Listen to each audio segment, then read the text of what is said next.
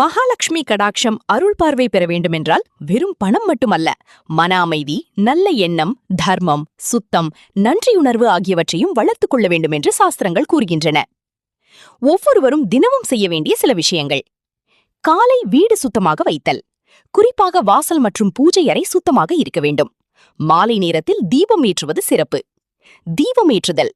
வெள்ளிக்கிழமை நெய் தீபம் அல்லது எண்ணெய் தீபம் ஏற்றலாம். ஓம் ஸ்ரீ மகாலட்சுமியே நமஹா என்று ஜபிக்கலாம். அன்னதானம் மற்றும் உதவி. ஏழைகளுக்கு உதவி செய்வது லக்ஷ்மி கடாட்சத்தை அதிகரிக்கும் என்று நம்பப்படுகிறது. கோபம் மற்றும் பொய் தவிர்த்தல். வீட்டில் சண்டை, கெட்ட வார்த்தை, பொய் ஆகியவை அதிகமாக இருந்தால் அமைதி குறையும் என்று கூறப்படுகிறது. துளசி மற்றும் கோமாதா வழிபாடு.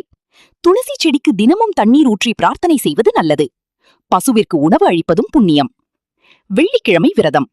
பலர் வெள்ளிக்கிழமை விரதம் இருந்து மகாலட்சுமி வழிபாடு செய்கிறார்கள். வீட்டில் நேர்மறை ஆற்றல் வைத்தல். நல்ல இசை, ஸ்லோகம், பக்தி பாடல்கள் ஒலிக்கச் செய்வது நல்ல சூழலை உருவாக்கும். பிரபலமான லக்ஷ்மி மந்திரம் ஓம் ஸ்ரீம் ஹ்ரீம் க்ளீம் மகாலட்சுமியே நமஹா. இதனை தினமும் 11 அல்லது 108 முறை சொல்லலாம். மேலும் உண்மையான லக்ஷ்மி கடாட்சம் என்பது ஆரோக்கியம், நல்ல குடும்பம், மன நிம்மதி, நல்ல பெயர், தர்மமான வருமானம் இவையெல்லாம் சேர்ந்து வருவதாகவே பல ஆன்மீக நூல்கள் விளக்குகின்றன.